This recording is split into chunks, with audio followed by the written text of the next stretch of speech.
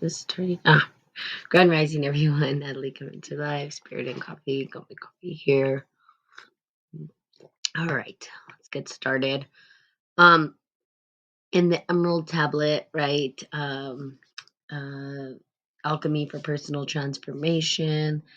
And we're going to continue on with dialogues from Hermes, or dialogues with Hermes, to be able to connect to and understand how we have the ability to connect into um, higher dimensions, right? And by doing what we call active imagination, I think people think when they think alternate dimension or multi dimensions, they think that their whole body has to go with it. It's really in the mind and the active imagination. It's trusting the process that and trusting the images that we're seeing within us, that those experiences are real for us.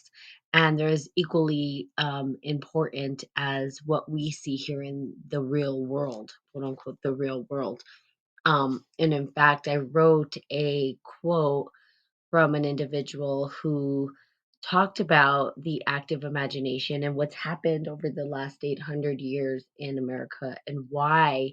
Good morning, Christina. The where we are today is because we've totally ripped the imagination from individuals.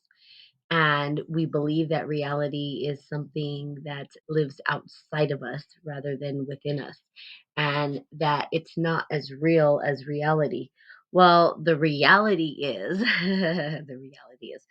the reality is we have a connection to that imagination and that psyche that you nobody can really explain, and we touch it in our dream world, in our dream time, and that active imagination allows us to co create with something grander than we are. In other words, we are closer to our divine self than we are in the real world. The real world forces us into a box, right? We have to sort of be in this vessel and allow all of the energy that exists within us to express itself the way that it's going to express itself.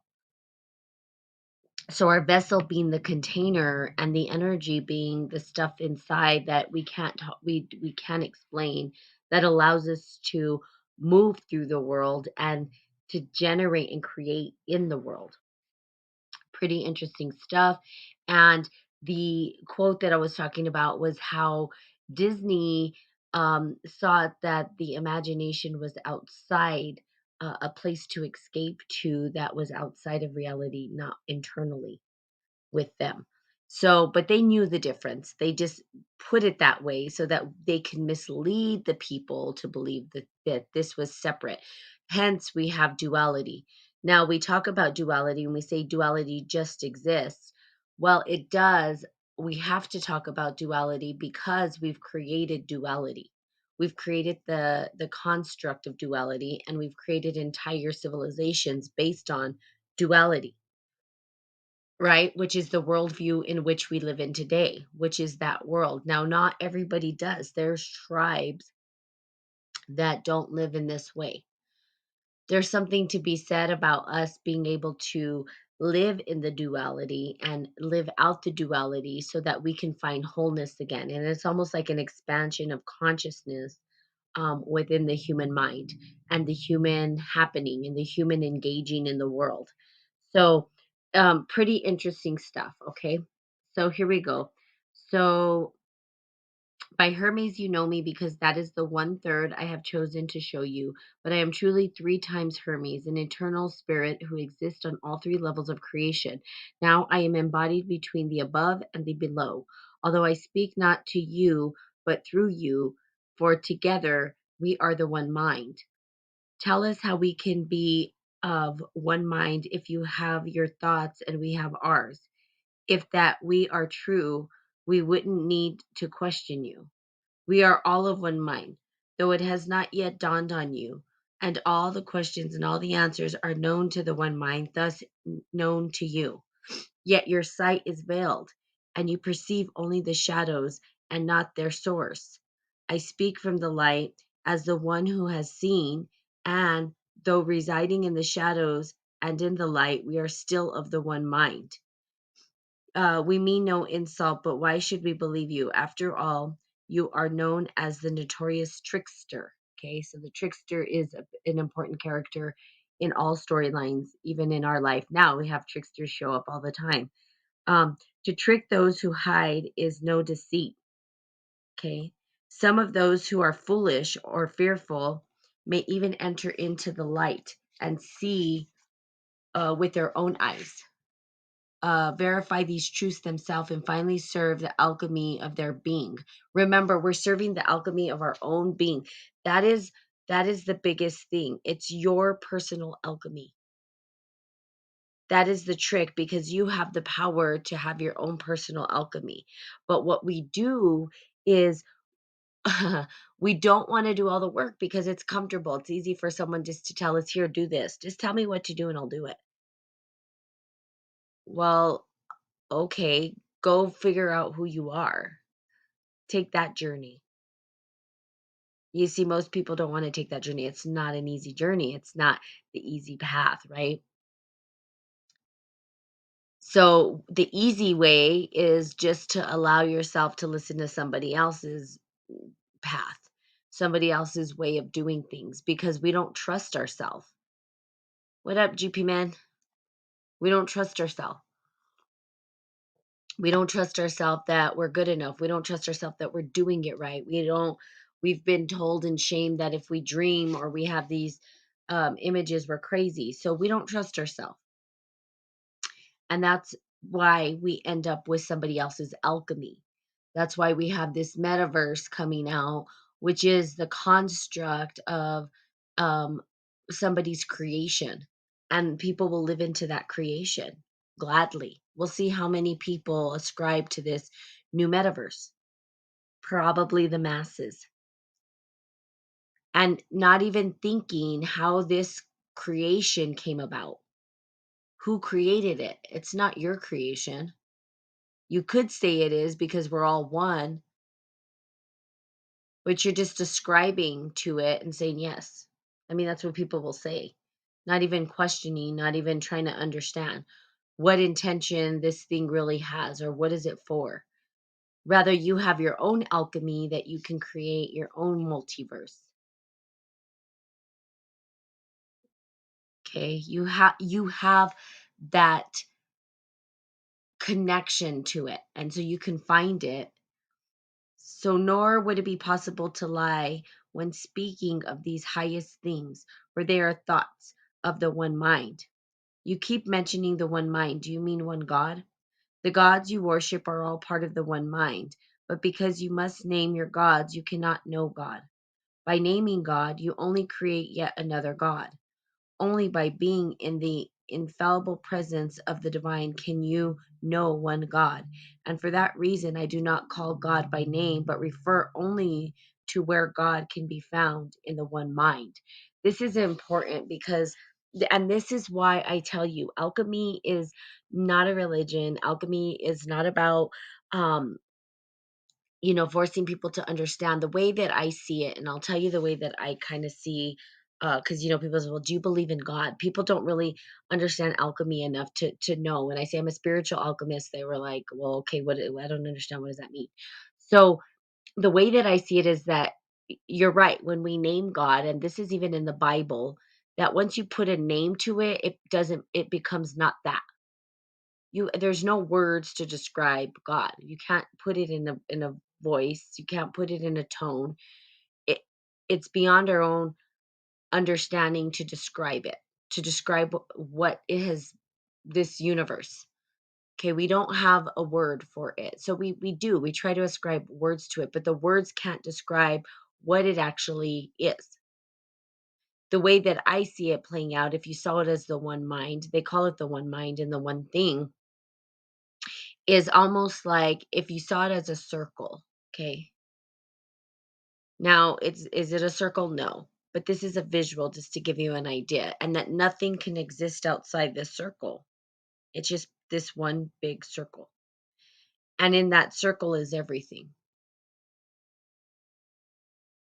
So We become that tiny dot of consciousness within this larger scheme of things, but we can't really see outside of it because there is no outside of it. We're within it.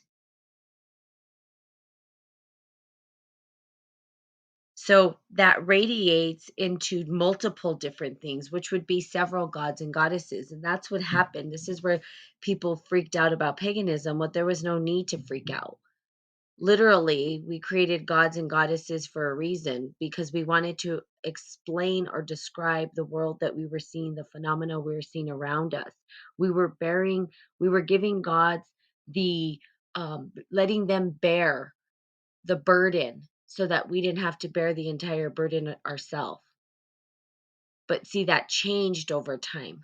We didn't have a place to put it. And we started saying, well, there's just one God. That's it. Get rid of all the other gods. And now we became the holders of all of that energy where we had no place to put it. Now we're reopening that gateway to try to understand how to explain what we see happening in the world today, going back to mythology and to all these gods and goddesses to try to explain what we're seeing happening around us. See, having multiple gods, people will say, "Well, that's paganism, that's terrible, there's only one God." Yeah, there is. There's one God with a G, okay? We'll say a capital G, or you could call it the universe, whatever you call it, okay? Again, no words can describe or explain it. I just use the word God because it's easy. Now, do I mean the God of religion, the God of Christ, the God of this? No, that's not what I'm talking about. I'm talking about something that's greater beyond our own understanding. Now, what arises out of God? All of this that we see, us included, that's what arises out of God. We do. And animals and plants and universes and planets and whatever else starts to come from that one God. So when we're looking at it from that perspective, right, we can see that there are multiple ways to describe the world and some put them into gods. Now we can change the wording because it's uncomfortable for people who believe that's paganism, that's blasphemy, that's evil, which it's not. And I'm going to explain why. Because swarming in your conscious, in your psyche, you have multiple conversations going on in your head. Tell me that you're one person all the time. That No, you're not. You have multiple personalities swarming through you, right? You know, the grouchy one that hasn't had food, the hangry one that yells at everyone. And then once it's satiated and eats, then it becomes the kindest, most gentle, like teddy bear ever. It's like day and night, right? Or the one that drives in traffic and yells at everybody, but then comes home and loves everybody. I mean, we have multiple personalities, or the one who's has a high sexual appetite and wants to do whatever, or the one who wants to overindulge in food. We have all these energies that circulate through us. Now, the way that the ancient people described this was through gods and goddesses. Today, we're calling them archetypes. So if that feels better for you, that's fine. Archetypes are still connected to the myth, the mythology, the ancient stories that have been circulating since the beginning of time. Those stories are critical for our healing. If we don't understand and can't, basically, what they help us do, and this is what I'm starting to understand, is they help us to understand what's next. What part of the storyline we're in. Hey, Baram, glad that you were able to make it. Obviously, it's coming up. I don't know what was going on, and it's really hard for me to share my live. I don't know how to do it. I just go on and then, you know. So, we, right, have the ability to figure out what myth we're living, what archetype is showing up, what energy, whatever you want to call it. If you believe different gods and goddesses come to you, that's fine. People say fairies, whatever it is, that is your imagination, right? That is the collective consciousness coming in, or the collective unconscious coming in to talk to you, to give you some kind of insight. And there was something very profound that one of the professors said was, we don't choose the myth chooses us. And I thought that that was pretty profound because I think it's true in some sense. Because when we start to look at our life, things play out. It doesn't matter what we do, things keep playing out the way they're going to play out. So really an energy's there to try to teach you a lesson. And it's really, really, really easy for us to move through that process if we can tap into what archetypal energy, mythological energy is actually playing out through us, right? We see it at the macrocosm right now. We're seeing this being played out um, with at the macrocosm, at the bigger levels. And we try to describe it with cosmology, really. What we were seeing, the battles of different stellar bodies and the movement of stellar bodies. And really, what we were doing is describing how we were experiencing the connection between the stars and ourselves. And that active imagination is the most critical piece. And I can tell you that, yes, this is it. And this is the trigger point for, I think, most of the individuals who have constructed this false reality that we live in. And I'll tell you why, because I'm getting trolls showing up. And typically when I'm on point, trolls show up to do whatever they need to do to try to shut me up or call me crazy. And I've always said that since I was a kid. When I get older, people are either, in the academic world, they're going to either shun me and kick me out and say that I'm crazy, or they're going to kill me. So one or the other would happen. But I just think they'll call me batshit crazy first, which is good. I don't care. Natalie's crazy. Ah! Funny. Okay. Well, I've just worked out why we had daylight savings time. Oh, got it. You should be on for another hour.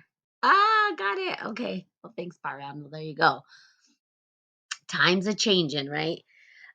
So we using our active imagination. Now, I want to talk about a lot about how. So I've been talking about this. Had zero idea that the Facebook creator Mark Zuckerberg or whatever and his little friends were going to start creating this metaverse. I didn't realize that that was going on. That's exactly what I've been talking about. That's exactly, so it's playing out exactly. The dialogue is timely. It always is, right? That's how alchemy works. Again, not prophecy. It's just being able to see the patterns that a new universe, a new creation is starting to surface. People are starting to recognize the power of being able to create their own world. See, he's creating a whole world, a whole universe. He's creating what he's calling it a multiverse. So, are you going to go live in his multiverse? Are you going to create your own? That's the question, because that's the evolution. That's the secret that they have. Everybody's looking for this big secret that they have. Well, they're going in, and again, we do, like, we go into conspiracy theory. We go to this. Really, what they have is alchemy. I mean, it's that simple. Start reading on alchemy. If you're not doing it already, go do it. Get a book. Get the Emerald Tablet yourself. Read past me. Go faster than me on this book. I mean, we're going to read it in spirit, and coffee is going to be slow, but I read and read and read. There's tons and tons of books. The Stellar Man. That's a good one. I know I had talked to Bahram about the archons and the eons, the energies that are holding us here and hostage, to understand how that storyline is playing out. It gives us an opportunity to understand what's next. These things are ancient. There's nothing new under the sun. This is ancient teachings. This is not something I made up. This was already here, given to us, and everybody has access to it.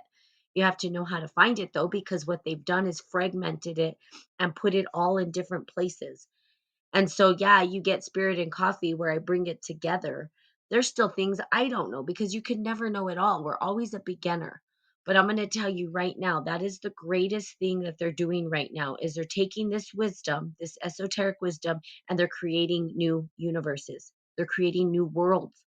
You see, think about the battle that we're having right now. I want you guys to really let this set in to understand that we have no way out unless we get creative enough to create our own world, right? The world of harmony and peace and love that's built on mutual respect.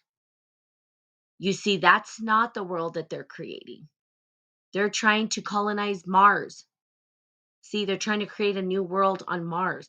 They're trying to create a new world in the digital sector, the multiverse, or whatever they're calling it. They're creating new universes. That's what I'm trying to tell you guys. This is bigger than what you guys think. They're actually creating whole other worlds.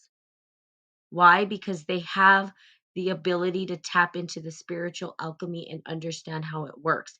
This is great power to have. This is probably one of the greatest powers we can have, is to understand that we have the power to create universes and worlds. Now, people misuse it, and that's what's happening. And because people don't have this information, they gladly slip into the universe that's been created by the same people who have controlled the mind for eons, right? Eons. So there you go, over time. And when the consciousness starts to wake up, they freak out and panic. So the awakening, though, might be, I don't want to say it because I don't know that it's too late for anybody. Sometimes it's too late. People are like, "What the hell are you talking about?" They're not even in the they can't keep up with the dialogue. They don't have the language, the word, the understanding. That doesn't mean that people can't have epiphanies and wake up and say, "Holy shit, I've been under a spell this whole time," and just wake up from their slumber. But once you take that pill, you cannot go back, and it's a huge responsibility, and that's why we don't have billions of people on this podcast. That's why there's not billions of people saying, "Yay, I just want to stand up and do this," because guess what? It's the hard work. It's not the easy work. It's not fun sometimes, and it's dark, and you have to go through the darkness, and you have to face your demons, and you have to face other demons. So it's not easy work. You have to go through the shadows. You have to find your way through the darkness to get to the light. You have to go into other places and dimensions and times and spaces. Some people can't handle that. And so some people won't. And that's okay. They're just going to accept whatever universe is being created for them. It's already being created. That's what I'm telling you guys. You see? It's already popping up. I had no idea that this metaverse was going to show up. I had no idea. I just started seeing this ad on my Facebook about, I thought they were changing the name, is what I thought, of Facebook. And then I talked to my friend because I refuse to watch the videos that they put out there, because literally I don't need them to try to persuade my mind or put these subliminal messages in my mind. So I stay off of that shit. Sorry, excuse my language. I'm programming myself on my own. I don't need them to program me. That's just it. I just don't, and I'm not going to. I'm not going to live in their programming. So I don't pay attention. I had to ask my friend, and I said, "What's going on? They're renaming Facebook." She said, "No, it's a metaverse." And then she told me it was like Player One, which I've seen. Get Ready Player One. And I said, "Oh, wow, I've been talking about this with my podcast people, about how we are the creators of worlds, and that we can be, that we have to have our imagination in order to do that. You can't ascribe to the old storyline. If you ascribe to the old storyline, you're going to stay stuck in that storyline. Is that wrong? No. Good morning, Shadow. But you have the chance and the opportunity to transcend their story and live in your own, to create your own world,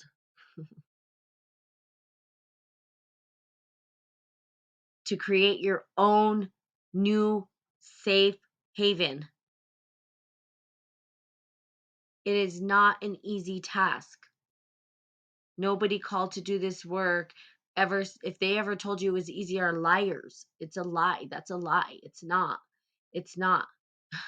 We're up against some very, very, very, very, very, very, very heavy energy. And that heavy energy is there to weigh us down. It's not easy. It's not. I know I've been doing this work for my whole life, and it's never been easy. It's never has. And it's not going to, not here in this three-dimensional time space. Now, we could check out, we could say, well, we're just going to go to a temple and meditate, and that's cool. You can. There are people who do that, and they feel like they're helping the planet in that way. But then you have the people that are here to teach and show people the way. Like, come on, you guys have the power, you have the strength, you can do it. But is it easy? No. How are you going to create the world in which you do? Well, it takes a lot of integrity. It takes saying no to a lot of things, and it takes changing your mindset. You ascribe to those old storylines, the 9 to 5 job. That's a big part of it. That's a big part of the dream that we're living in. Somebody else's dream. It was the Ford model, really.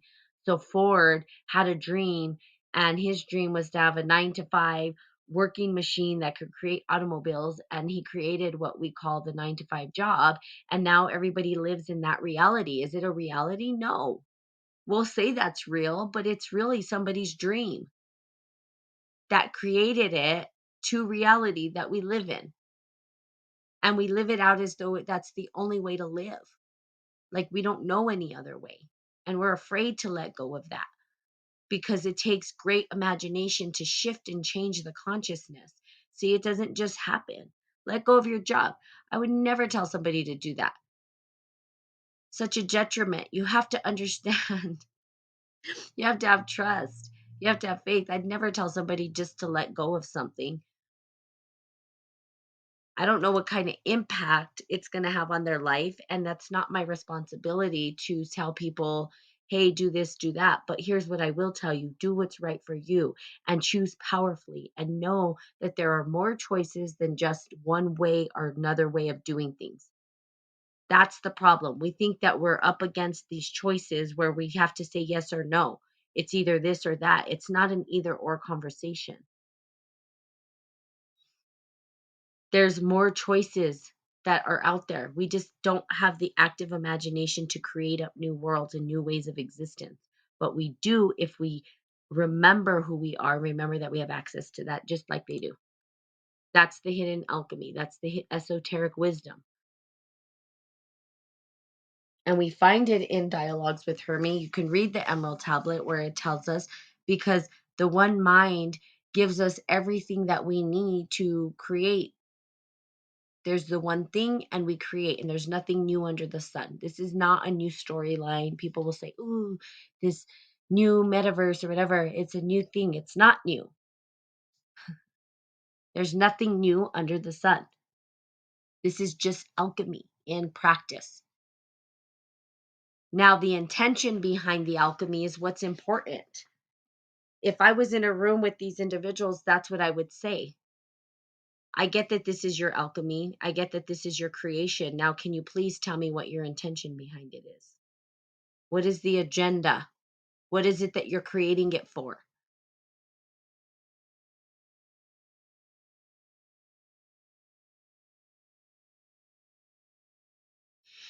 Because that's what's important. It's the intention behind our creation that matters. Right mind, start right, stay right.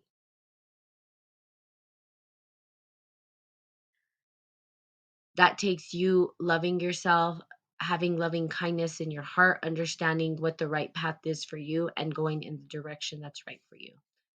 Okay, good.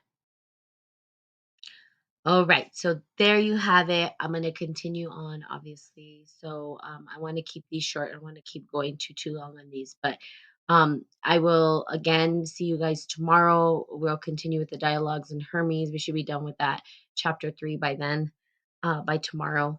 But again, you can get the Emerald Tablet. It's Alchemy for Personal Transformation, and just give it a read if you want to. Otherwise, we will continue on Spirit and Coffee reading it. Okay.